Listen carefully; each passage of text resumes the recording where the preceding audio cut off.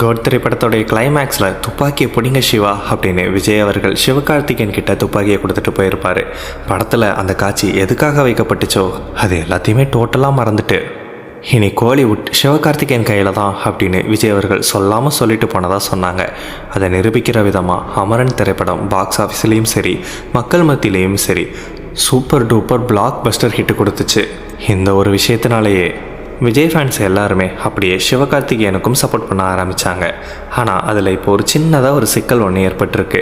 அதாவது ஜனநாயகன் திரைப்படம் பொங்கலுக்கு ரிலீஸ் ஆகும்னு படக்குழு அறிவிச்சிருந்தாங்க. ஆனால் சிவகார்த்திகேயன் நடிப்பில் உருவாக்கிட்டு இருக்கிற பராசக்தி திரைப்படமும் பொங்கலுக்கு தான் ரிலீஸ் ஆக போகுதான். இதனால் விஜய் அவர்களோட டைரக்ட் கிளாஸில் சிவகார்த்திகேயன் இறங்க போகிறதாகவும் உங்களுக்கு துப்பாக்கி கொடுத்தவர்கிட்டே உங்கள் வேலையை காட்டுறீங்களா அப்படின்னு விஜய் ஃபேன்ஸ்லாம் லைட்டாக கடுப்பாயிருக்காங்க. ஒரு பக்கம் விஜய் அவர்கள் கூட யார் கிளாஷ் விட்டாலும் அவங்க தான் தோற்று போக போகிறாங்க. அவங்களுக்கு தான் நஷ்டங்கிறது ஏற்பட போகுது. இதனால் விஜய் அவர்களுக்கோ ஜனநாயகன் படக்குழுவுக்கோ எந்த ஒரு நஷ்டமும் கிடையாதுன்னு விஜய் ஃபேன்ஸும் தமிழக வெற்றி கழகத்தினுடைய தரப்பினரும் கான்ஃபிடெண்ட்டாக சொல்ல, இன்னொரு பக்கம் போன வருஷம்தான் அமரன்ற சூப்பர் டூப்பர் ஹிட்டு கொடுத்துருக்கிறாரு. அவர் ஃபேமிலியை ஃபுல்லாக அட்ராக்ட் பண்ணி வச்சுருக்கிறாரு. ஜனநாயகன் திரைப்படம் ஒரு அரசியல் திரைப்படமாக வர்ற மாதிரி தெரியுது.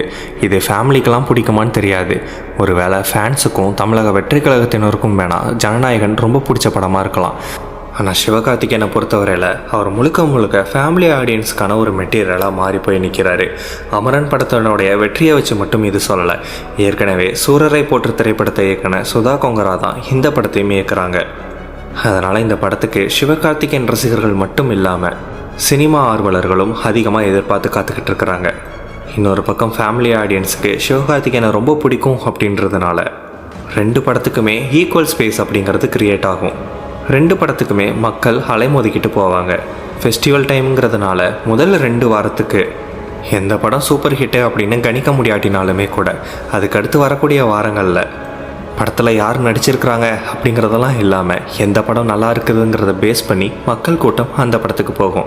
ஏன்னா சமீபத்தில் விடாமுயற்சி படம் ரிலீஸ் ஆனிச்சு. அதனுடைய ரிலீஸ் ஆக இருந்த டிராகன் திரைப்படம் தலை வந்தால் தள்ளி போய் தானே ஆகணும் அப்படின்னு சொல்லிட்டு ரிலீஸ் டேட்டை தள்ளி வச்சாங்க. ஆனால் விடாமுயற்சிக்கு அப்புறம் ரிலீஸ் ஆனாலும் கூட அதனுடைய வசூலை டிராகன் திரைப்படம் தாறுமாறாக முறியடிச்சது. அஜித் ஃபேன்ஸே நல்ல வேலை டிராகன் டீம்ஸ் தள்ளி போனீங்க, இல்லைனா எங்கள் நிலைமை என்ன ஆகியிருக்கும் அப்படின்ற மாதிரி கமெண்ட் பண்ணிட்டு வந்தாங்க. ஒரு வேளை பராசக்தி படம் ஜனநாயகனை விட 100 டைம்ஸ் பெட்டராக இருக்கிற பட்சத்தில் இதுவரை தளபதி படம் ரிலீஸ் ஆகும்போது அதுதான் அந்த வருஷத்துக்கான அதிகமாக கலெக்ஷன் ஆன படமாக இருந்திருக்கு. பராசக்தி இந்த முறை அதை பீட் பண்ணோம் அப்படின்னு எதிர்பார்க்கப்படுது.